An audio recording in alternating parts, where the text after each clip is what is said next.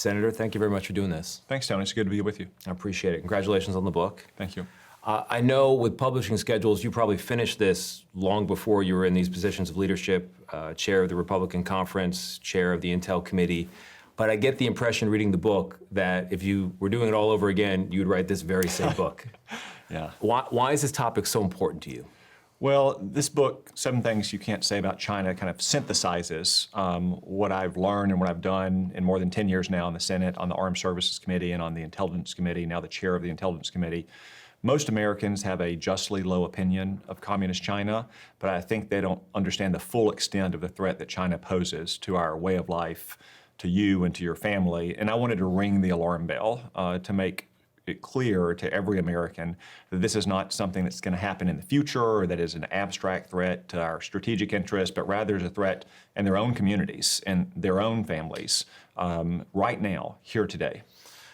Well, you definitely ring the alarm bell. You call China an evil empire. You say it wants to dominate the world, as the U.S. does today. It wants to replace the U.S. and become the main player on the international stage. Taiwan is key to that happening.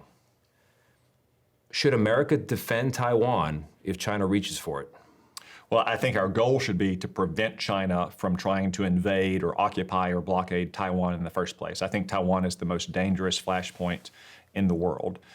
That's been the consistent belief of leaders in both parties and Congresses going back to the 1970s. That's why we supply arms to Taiwan. That's why we have a law in the books that says we don't want a forcible unification between Communist China on the mainland and Taiwan. But any kind of conflict over Taiwan will only have losers here in America and on Taiwan. Even if it's inconclusive, even if it's a stalemate, it could lead to immediate global depression.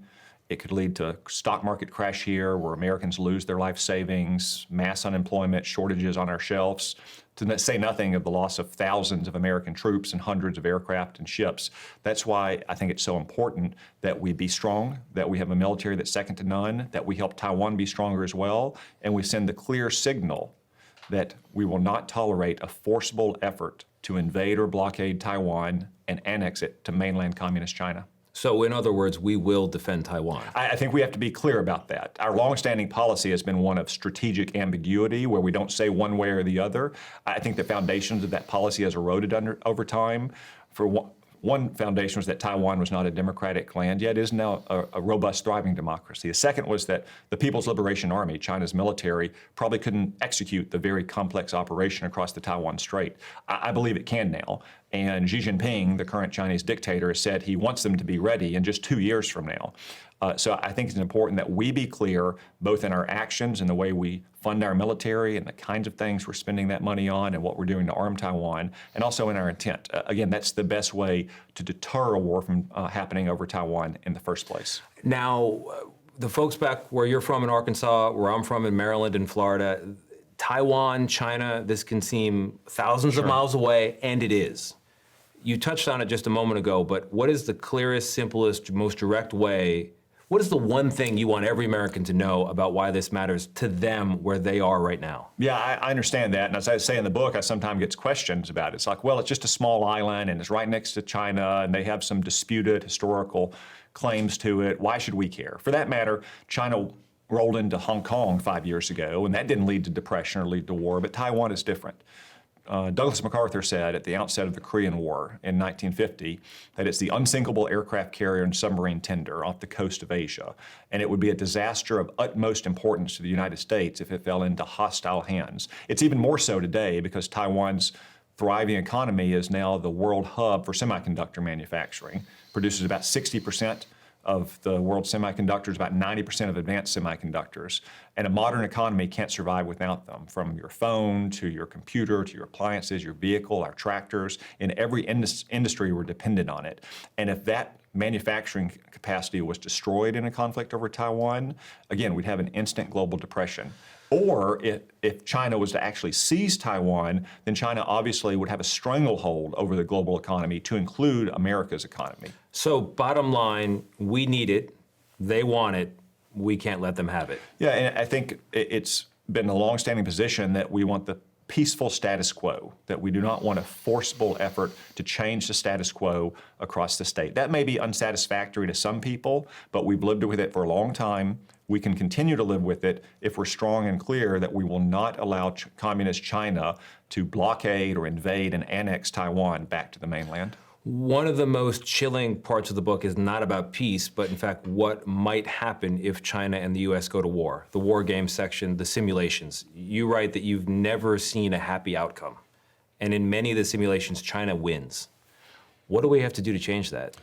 Yeah, I've never seen a happy outcome, even though sometimes outcome is not a Chinese victory. But as Winston Churchill said about modern war in the last century, it's so devastating that the victors lose almost as much as the vanquished. And to change that, again, what we have to do up front is to be strong and resolute in the defense of the peaceful status quo, and that mainland communist China cannot invade and blockade and annex Taiwan. Now, there are other things we can do in the meantime as well. I mentioned the bottleneck that Taiwan has on global semiconductor manufacturing. We can try to get some of that manufacturing out of Taiwan and hopefully back to the United States, or at least away from Taiwan and in friendly nations that aren't in short missile range and invasion range of communist China. That's another thing that we could be doing in the meantime. Oh, you also talk about the simple fact that they're building up their military, more soldiers, more planes, more submarines, more ships, and at the same time, what's happening to our military? Well, China's undertaken the fastest military buildup in history over the last 25 or 30 years. Their spending has gone up by more than 1,000%. Their military is twice the size of ours. Their army is more than twice the size of ours. One Chinese shipyard can build more ships than all American shipyards combined, and China has 13 shipyards. They have the world's largest missile force. Their nuclear forces are expanding at an incredibly fast rate. They've doubled under Xi Jinping in the last 10 years. They're probably going to double again in the next 5. China is part of no nuclear arms control treaty the way we are with Russia. And they're developing advanced military capabilities as well, like hypersonic missiles or anti-satellite technologies. And of course, they engage in cyber attacks all the time. What we need to do is focus on rebuilding our military, and especially a military that is ready to deter Chinese aggression in the Western Pacific. There's a role for all the forces in that, but all of our services need to be focused on deterring Chinese aggression in the Western Pacific. They also have TikTok. When you wrote this book, well, first of all, you described TikTok as a spy app. You say it was a huge mistake for America to allow it onto 150 million phones. And since you wrote that sentence, it's gone up to 170 million phones. And right now, President Trump has signed an extension which continues to allow TikTok to operate. Have you talked to the president about your concerns? I've made it clear that I think we need a clean break between TikTok and communist China if it's going to continue to operate in America. The law that Congress passed with large bipartisan majorities last April wasn't designed to ban TikTok. It was designed to break the link between TikTok here in the United States and communist China, because that's the real source of the problem. Other social media platforms have their own problems, but with TikTok, the difference is it's under the control of the Chinese Communist Party. And it can be used, for instance, to steal the data of Americans. Now, I've heard people say, well, it's just kids using it. Well, there are a lot of Americans using it, and those kids grow up pretty fast, and they go into the military and our intelligence communities or sensitive industrial posts. I've also heard that most of the content is not that dangerous. Again, there's a lot of harmless content on TikTok, like cat videos or how-to videos about cooking or home repair or what have you. But there's a lot of harmful content that's directed exactly at teenagers, whether it's negative body image and eating disorder content towards girls, or graphic violence and drugs towards boys, even glamorizing suicide. I think it's pretty telling that China doesn't allow that version of TikTok in its own country. It has its own version. It has time limits for its young people. And most of the content there is, that you should eat your vegetables and do your homework and respect your elders. And then finally, it is a source of Chinese communist propaganda here in the country. You can't learn on TikTok about Tiananmen Square or Tibet or Hong Kong or the Uyghur genocide in Northwest China. Just like we've seen in the last few days with DeepSeek, the new AI search engine. Again, if you ask about Chinese crimes and atrocities, it won't give you an answer. The same thing is true of TikTok. Now, I know you want parents, if they're hearing you right now and they know their teenagers on TikTok, to take the phone and delete it. Good luck to those parents. It's going to be difficult. But I want to go back to what President Trump's doing here, because I've also heard you say there is no grounds for this extension. And right now, TikTok is available in the App Store for Google, the App Store for Apple. Have you picked up the phone and spoken to the president about and this? I've said that it would have been better, in my opinion, to have enforcement of the law as it's written from the first day. It actually went into effect on the final day of the Biden administration, because I think that would have given more leverage in negotiations to get a sale with TikTok. Again, TikTok wasn't banned on January 19th. The law went into effect, and those companies did initially comply with the law. Yeah. But the law says that even after it goes into effect, if there is a divestment that totally cuts ties between TikTok and communist China, then it can be platformed again in the United States. I think that's where President Trump wants to get, and that's fine. Again, TikTok without communist China in control of it is just another social media app. Yeah. All social media apps present some challenges for our country. We can regulate those, though, through ordinary legislation or regulation, along with TikTok, if it's not controlled by communist China. Another subject that's tied to the book, that's also in our politics, tariffs. You make the case that China's been waging economic war on America for decades. The president is pushing more tariffs on China. It's going to raise prices, according to just about everybody you talk to. How much pain should Americans be prepared for, and what is the benefit? What are they going to get in exchange? Well, unfortunately, as I write in the book, China has been waging an economic world war for decades, primarily directed against the United States. We just didn't fight back at all. And when President Trump was elected in 2016, he was the first president to really stand up and take a firm stance. Other presidents, or at least presidential candidates, had taken a tough stance on China, like Bill Clinton did against President Bush in 1992, but they usually changed their position once in office. He actually followed through on the tariffs to try to fight back against that economic world war. China both supports its own companies through illegitimate means like state subsidies, state ownership, currency manipulation, even slave labor, while it harms American companies through old-fashioned espionage or cyber attacks to steal trade secrets or other intellectual property. When they come to China, it forces them into joint ventures, then they force them to transfer their technology to Chinese companies. Tariffs are a way to try to level the playing field. They're not the only way, and they're not going to solve every problem, but they are going to at least start to level the playing field and make China think twice about the war it's been waging against American workers and businesses. On the price points, it is really dependent on the elasticity of demand and supply for any individual product, and whether we can find substitutes in other countries or manufactured here. So I think it's hard to generalize about that result of tariffs. Well, I mean, I got curious about this because one of the recommendations in the book for every American, in addition to dropping TikTok, is where possible, you say, and you're serious about this, buy something that's not made in China, right? The reality of American manufacturing and the American economy is we have taken more from the world, we've bought more and brought it in than we've sent out into the world for 50 years. A lot of people would like to see that reversed, but it's going to take a lot. Yeah, and I think our trade policies with a lot of countries have been misguided, but China is different because China is our #1 adversary, and they've used economic warfare to try to undermine us, to make themselves powerful, and also to have great influence in our society. So look, I realize that sometimes it's not possible to avoid buying Chinese products.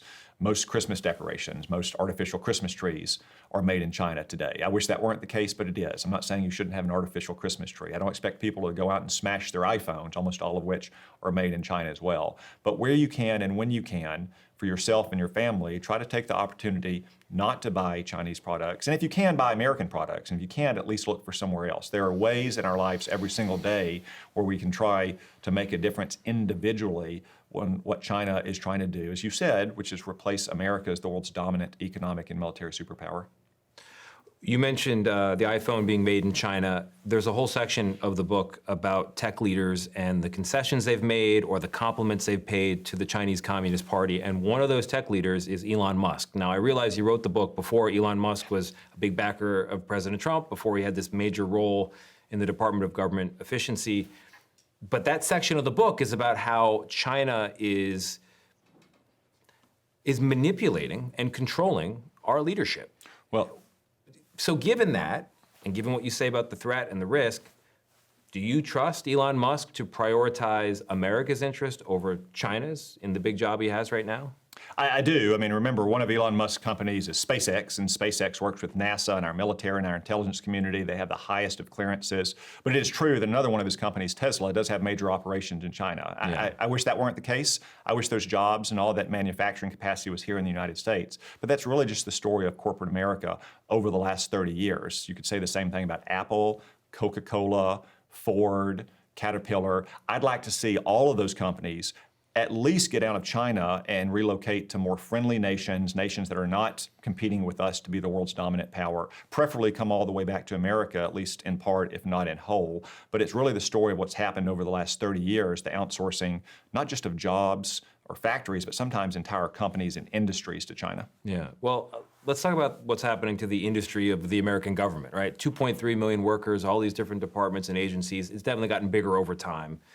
Elon Musk and Doge and President Trump, they're trying to shrink it. I think people's skepticism about the operation is the process. Everyone agrees waste and fraud and abuse. No one's rooting for that. And there's also a lot of programs that not a lot of people are coming out to defend, right? But it seems like some of the cuts are not identifying bloat and then cutting it. It's more like making a cut and then figuring out whether we actually needed it.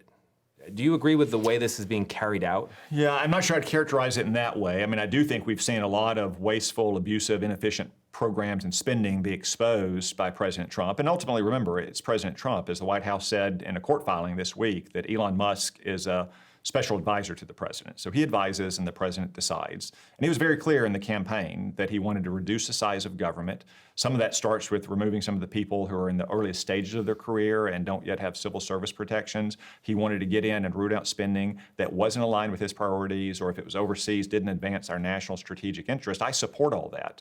Whether we return that money to the Treasury to try to spend down the deficit, or we reorient it towards strategic interests that actually do, say, counteract communist China around the world. I think those are important steps, and I support what the president is doing right now. Yeah, and I think voters knew what they were getting, and they're seeing it in action. I don't think the goal is in question. I think it's the process. You don't think the process... Does the process appear to be as thought out as you would like to see? I'm comfortable with what's happening right now. I think the president, again, is well known for how fast he moves. That he doesn't sit around and have an interagency working group that's going to spend 6 months to do something that could be done in a few days. Okay. I think having someone like Elon Musk, a leading entrepreneur and industrialist of our age, working with very tech-savvy people. Oftentimes we lack that in the government to identify some of those opportunities for savings, again, whether it goes to deficit reduction or to better spending on services for the American people or our strategic interests, is helpful to the president. But again, I think the American people voted for this, and I think they went in with open eyes about what President Trump was promising. One final question on the Doge cuts. Thousands of federal workers either offered buyouts or already shown the door. The Wall Street Journal did this analysis. It found that of the 100 districts with the greatest proportion of federal workers in them, including multiple districts in Arkansas, Republicans actually control those districts. Are you concerned that these cuts could start coming home? Well, I think it shows that President Trump is focused on trying to deliver savings and efficiency for the American taxpayer. I think you'd have the opposite concern, and you'd have a lot of screaming from the left if that analysis showed it was all concentrated in heavily Democratic districts. So I don't think, again, anyone should be surprised that President Trump is looking at the bottom line, trying to deliver efficient programs and services for the American people at the lowest cost. And sometimes that is going to be in a Republican district or a Republican state. Yeah. And I think it just goes to show that this is not political or partisan. This is trying to make government work for all Americans. But all I mean is that when American voters think bureaucrat, they think a guy with a pocket protector and glasses walking into a limestone building in Washington, D.C., right? Yeah. They don't necessarily think of thousands of workers in Arkansas or in Iowa on firefighting lines or food safety And I hear you. In my experience, not just in Arkansas, but when I'm traveling around the country, say I'm on the campaign trail, is we do have a lot of great federal workers who are fighting fires in the West, or who are in the FBI and trying to counter Chinese espionage around the country, as you see in every single state, or who are protecting our national parks or our national forest. I do think they're oftentimes a lot more productive than the folks we have in Washington. So you think that Republicans in general, this is the bottom line on this question, are going to have the stomach for layoffs even when those layoffs come home? I think Republicans knew exactly what they were voting for when they both nominated Donald Trump last spring and they elected him in the fall. And they support, if you look at public opinion polls, what he's done in his first month in office. All right, we got to talk about Ukraine, because right now, as we're sitting here, U.S. officials, Marco Rubio among them, are meeting with Russian officials in Saudi Arabia to talk about ending that war. You're a foreign policy guy. Yeah. How do you feel about this approach with Europe not at the table, Ukraine not at the table? Some people would say China loves the idea of America breaking from its European allies.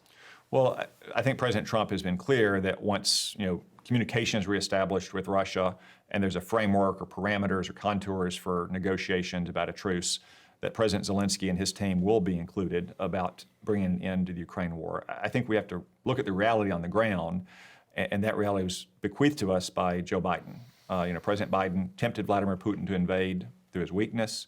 He pussyfooted around for 3 years. And I think it's clear in retrospect that his plan was to lose the war, just wait until after the election to lose it. And that's the reality we have right now, and that we all have to deal with. Yeah. So what President Trump has said repeatedly is that he wants a durable, lasting ceasefire, as Vice President J.D. Vance said last week in Europe, that protects Ukraine's sovereign independence, and maybe most important, prevents a third invasion of Ukraine, because we had one in 2014 under Barack Obama, we had one in 2022 under Joe Biden. We don't want a third invasion of Ukraine. And there may have to be some creative thinking as well. President Trump has talked about having a minerals deal with Ukraine. Yeah. And that would be good for Ukraine's long-term growth and prosperity after the war. It'd also be good for us to diversify our dependence on China for those critical rare earth minerals as well. So there may have to be some creative thinking here about how the war ends and we provide for a durable and lasting truce that helps Ukraine rebuild itself. But that's exactly what President Trump campaigned on last year. But how does America look at China and say, don't you dare when it comes to Taiwan, if Russia is daring and getting Ukraine? Well, I wish the invasion hadn't ever happened in the first place. And I would point out it didn't happen on Donald Trump's watch. He frequently says it wouldn't have happened. I think he could be stronger. He can say it didn't happen. For 4 years, Putin didn't invade Ukraine, even though he invaded before Donald Trump and he invaded after Donald Trump.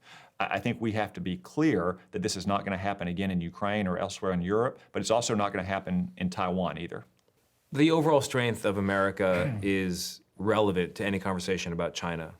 How we are as a people, as a society, as a culture. And so I think that brings us to DEI. It's not in the book, but it's in our politics right now. Republicans want to eliminate it from American life. Donald Trump wants to cut it out of American life. I'm curious where the line is. Linda McMahon, at her confirmation hearing for Education Secretary, wouldn't say whether Black history courses would be allowed, for example. Do you have a sense where the line is? What is illegal DEI? I wouldn't want to try to draw the line in the abstract in every possible case. I think oftentimes it takes judgment and leadership, whether you're talking about officials in Washington, D.C., or state and local officials who make most decisions about curriculum and about schools. But I do think, again, this was litigated in the campaign, and Americans believe that we're one people, that we're one nation. They want everyone judged as individuals, not based on the color of their skin or where they came from or how they sound. And that's what President Trump promised to do in the campaign, and that's what he's tried to deliver on for this first month.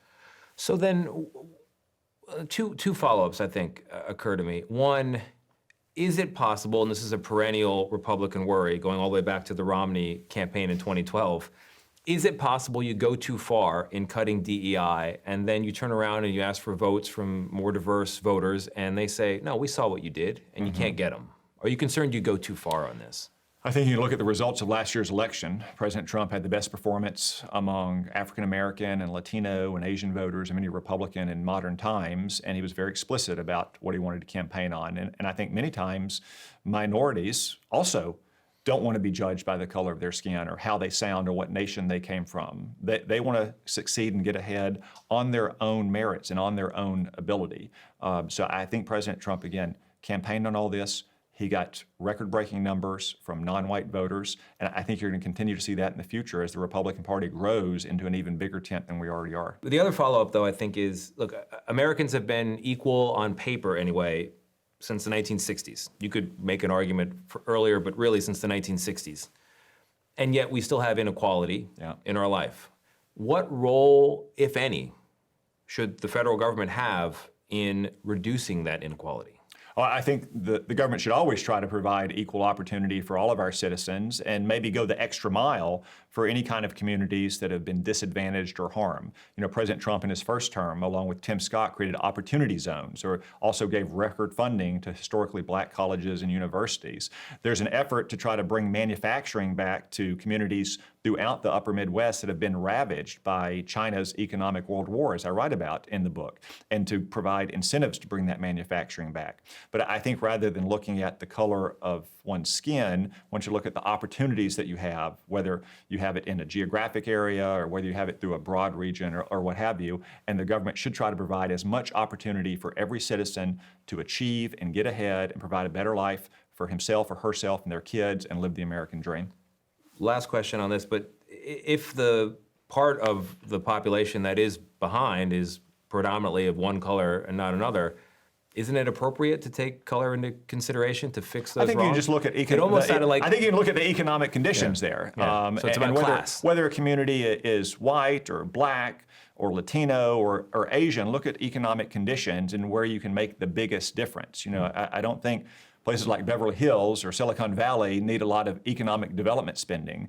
But in Appalachia or some of our inner cities, they need good law and order, and then they need more economic development, whether that comes from local and state governments, which is usually the case, or through federal programs that the president promoted in his first term, like opportunity zones. So it's class and geography, not Well, race I think or you saw something that else. in the election returns last year, is that President Trump had record-breaking returns, especially with working class voters who work with their hands and work on their feet. The kind of people who have to take a shower after work, not before they go to work. And that was true whether they're white or black or Latino or Asian or anyone else. That's one reason why we expanded our tent so big and why I think we'll continue to do so. One other question that I've been curious about, and I think goes to this question of one America, a cohesive nation.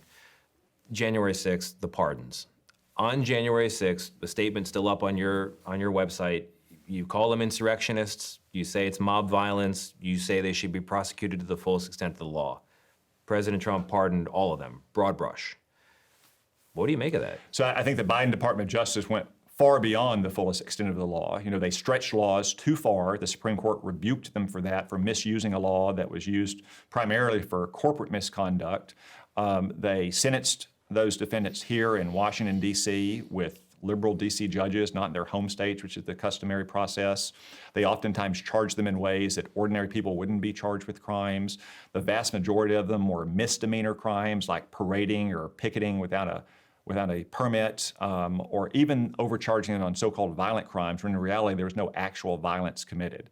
So I think President Trump, coming into office, simply wanted to solve it in one fell swoop, and that's exactly what he did. So you're comfortable with the fell swoop?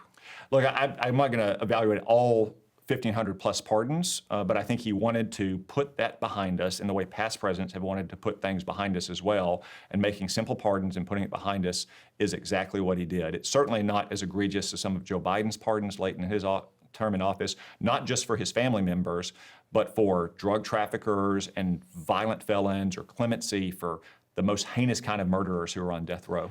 I want to end with something that's not in the book, but I'm sure if you wrote the book today, you would put it in there. And this is something that I know you don't know this because you admitted you don't watch the show, but we've been covering, and I've been particularly interested in, not the drones over New Jersey. I'm talking about the documented drone flights over Naval Station Norfolk, where SEAL Team 6 is located, other major military installations. They're on the record interviews with generals confirming this is happening. And yet, shockingly, the military isn't allowed in many cases to shoot these things down. Yeah. So 2 questions. Who's flying these drones? Is it Russia? Is it China? Is it somebody else? And why the hell can't they be shot down? Well, first off, let me just address the premise of your question. If I did watch the news in the morning, there's no question I'd watch your show. Okay. But I'm normally watching baseball news on the MLB network until my wife comes in the gym and turns it on to HGTV. But this is a major concern of mine. I've been flummoxed for years that we have these drones flying over sensitive military sites, and most of them don't have the authority to down these drones. Some do in rare cases, over, like, say, nuclear sites. but just ordinary military installations. Naval bases, Army bases, Air Force bases do not. I think that's ludicrous. That's why I proposed legislation with Democratic Senator Kirsten Gillibrand from New York to provide local base commanders the authority and the capability they need to down those drones and to hold them responsible for doing so. Just think, if terrorists tried to break through the front gate of a military base using a dump truck, or you caught them trying to cut through the wire, the base commander has the legal authority and the capability to stop those terrorists, and we hold them accountable and responsible for doing so. The same thing should be true for the airspace over his base, to include the airspace immediately adjacent to his base so they can't get over it in the first place. I hope that legislation passes this Congress. You're in the Gang of Eight, which means you're privy to the tippy-top secrets of the U.S. government. Do we know who's flying these drones over the military, over our military installations? I mean, really, do we know who it is? I am in the Gang of Eight, which means I probably shouldn't comment. But I will say, in some cases, yes, and in some cases, it's innocuous, what you might expect. It's hobbyist or enthusiast or junior military personnel at the bases, but in some cases, no, and that's very worrisome. And that's why we need base commanders empowered and held accountable for protecting the airspace on their bases, just like they protect the perimeters. So then one final question that occurs to me on intelligence. You were a big backer of Tulsi Gabbard as Director of National Intelligence. DNI sits on top of all these other agencies that do intel work. I've heard you say it's bloated. You want to cut down. You want to cut back the bureaucracy. Great as a goal. In practice, people think, how are we sure we can see over the horizon so we know there's another 9/11 and we can stop it, or we know there's another Pearl Harbor and we can stop it? Talk to me about that balance. Well, the DNI, when it was created 20 years ago, was never designed to be a large agency or to be an operational agency. It was designed to be a management and coordination agency. So it takes the president's intelligence priorities and ensures that those are filtered down to each of the agencies and that they're doing the work against those priorities and against the requirements. It wasn't designed to have its own large analytical component, and it certainly wasn't designed to have any operational responsibility. What mostly will happen when the DNI, when you shrink its size, is not people leaving the workforce, but getting back to their home agency, places like the CIA or the NRO or the DIA, doing important work there to include operational work. So I do think it will actually make our intelligence community more effective and more efficient to have those people at their home agencies or out on the front lines doing serious intelligent work, not paperwork at the DNI. Unless they take a CIA buyout and they're in the wind. You feel okay about that? I mean, honestly, I do. Yeah. I mean, I know some people who have taken these buyouts, and oftentimes they're Trump supporters, but they're at a stage in their life where they're ready for a change anyway. And the number of people who've taken them, especially in certain critical agencies, is pretty minimal. So I'm not concerned about it. All right. Senator, thank you very much. All right. Thank you, Tom. Appreciate it.